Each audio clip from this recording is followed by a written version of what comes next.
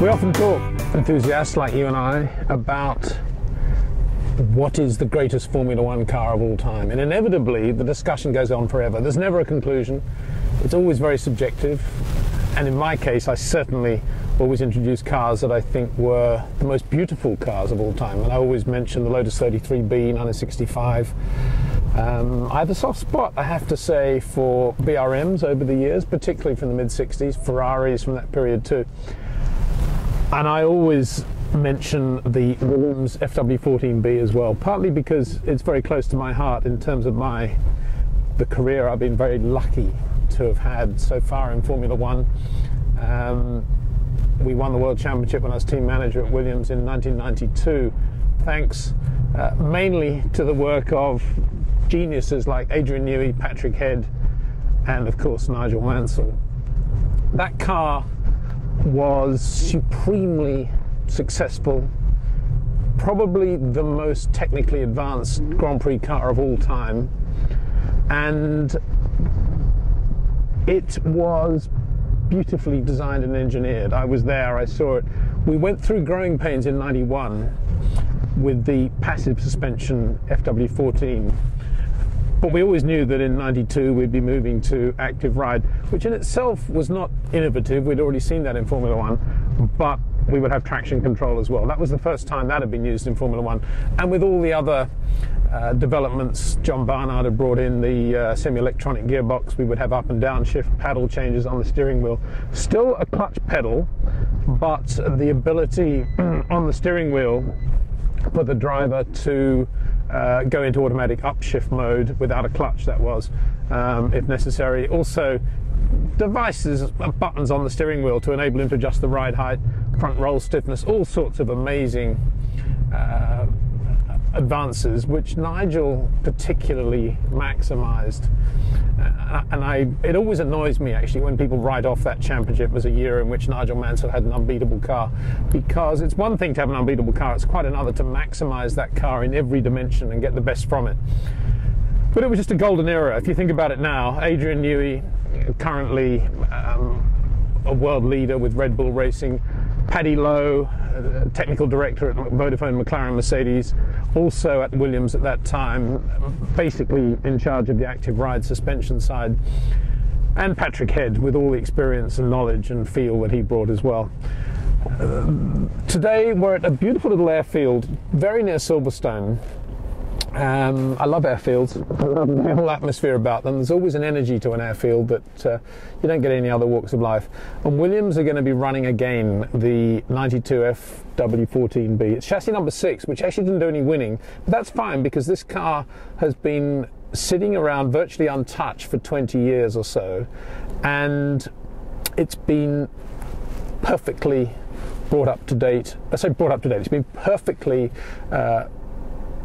brought into a race mode. There's nothing 21st century about it. It's exactly as it would have been in 1992, but it is hand built basically by the mechanics we had in '92. I was at the Williams factory yesterday, and Colin Watts was there, Watty, and Bob Davis, who was the #1 mechanic on the spare car, both fettling the car. It looked beautiful. So this car is going to run, and it's going to be run, this is the most interesting aspect of the day I think, by Valtteri Bottas, the current Williams third driver, a young Finn of enormous talent who I don't think has ever driven a car with more than 2 pedals. He's only ever left foot braked. He's going to be driving the 14B today. Apart from several other interesting aspects, he's going to be driving it with a clutch pedal, obviously. He's never also probably been in the driving position that the 14B is going to require as well, and that's it's going to be fascinating just to get his input. At the airfield, of course, he's just going to be going up and down, but it's going to be enough to be able to just relive a little bit of 1992. So this is the scene at this little airfield. It's, well, I must say the car almost looks more in prototype form than it did in early '91. Of course, the 14A and 14A was virtually identical. There's Bob Davis just walking to the front of the car, virtually identical to the B. But of course, that was the passive suspension car, and Adrian and Patrick, I think, did a superb job in their planning the development of the B with the active ride. You can see the actuators there at the top of the scuttle in front of the cockpit, and already nice to see Williams covering it up as they always do. That's the tradition, cover up the whole active ride system there. And that was the main visual difference once the bodywork's on, just those horns around the top of the front suspension. No Camel sponsorship on it.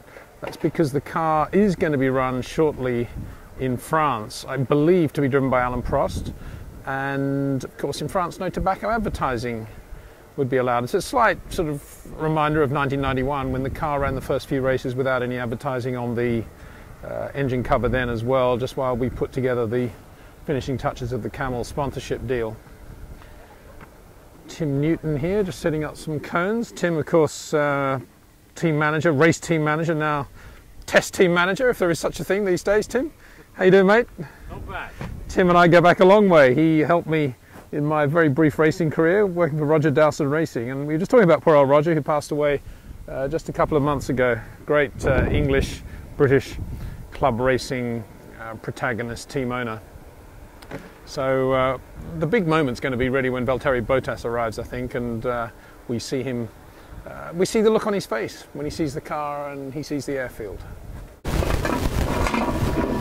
Bob Davis in his usual position at the front of the car there.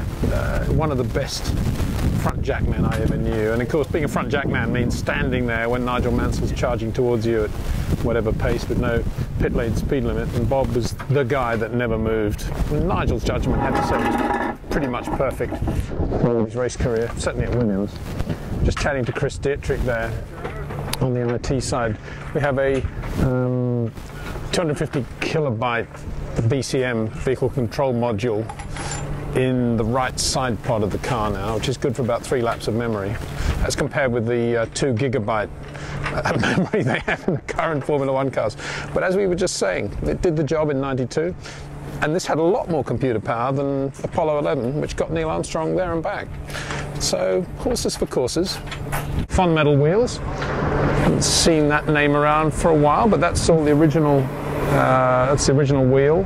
And SEP carbon brakes, another word we don't hear very often these days. SEP no longer in Formula One. The current Formula One world dominated by carbon industry. Hitco and Brembo. Bull, as it was pronounced, was a Renault-friendly computer company and helped us a lot with the IT side of the car. And of course, Canon was a major sponsor of Williams, going right back to the Honda days and then continuing with Renault as well.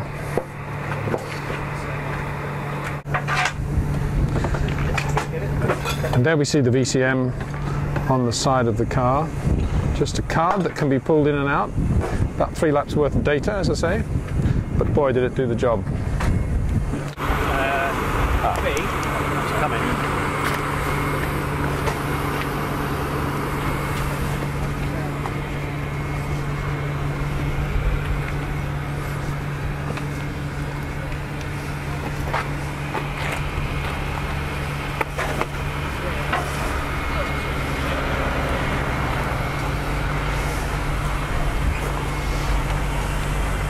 So going to go out on Twitter straight away, Valtteri?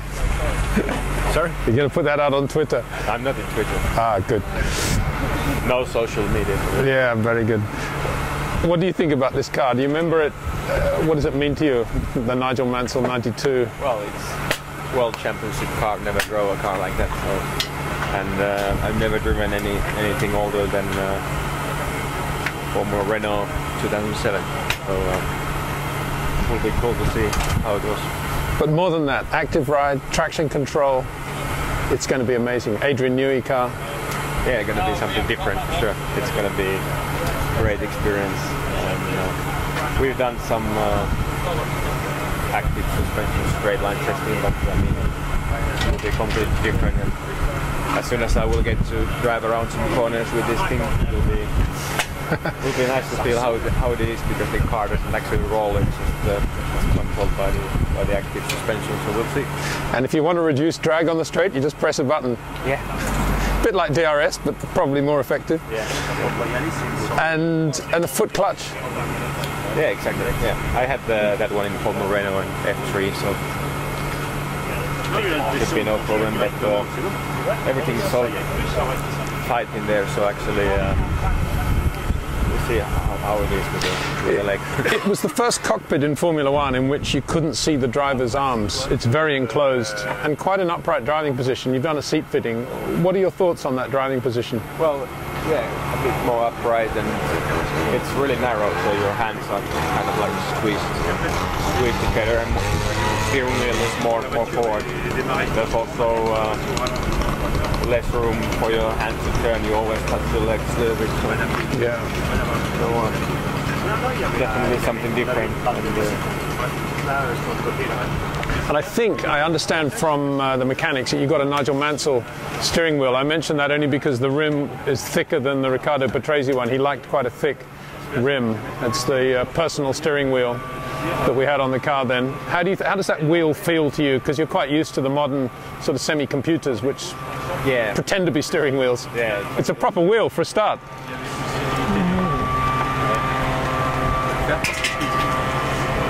It is something different nowadays.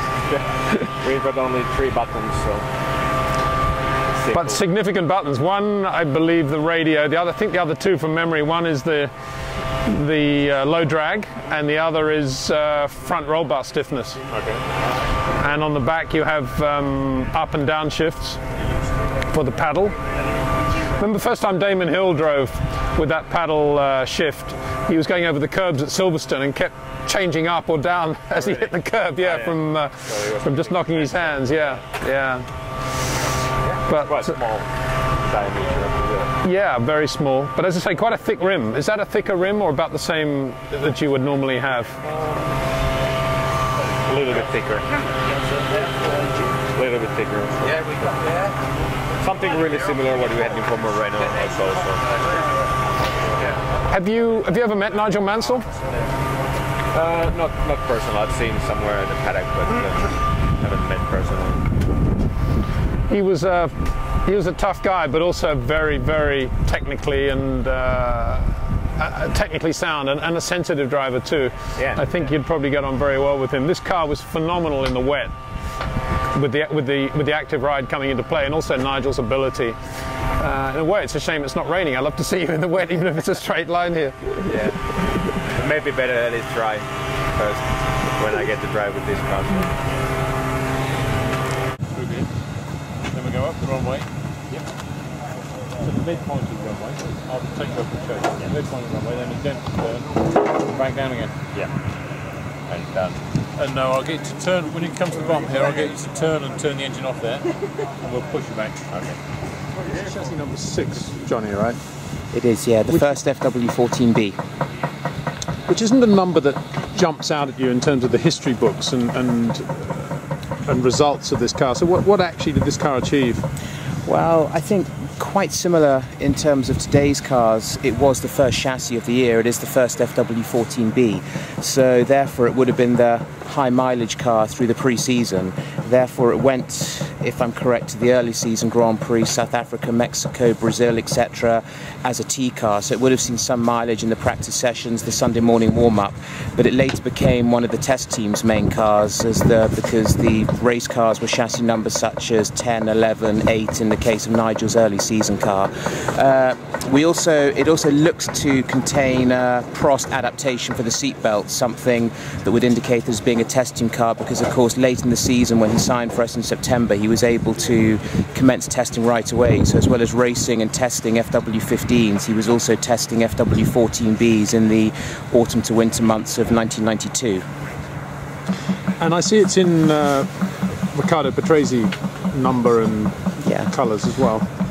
Yeah, it's chassis 6 is a car that, by my reckoning and my records, has been in storage for approximately 19 years, and the way that it arrived in storage was in Riccardo's livery for a reason that I don't know either way.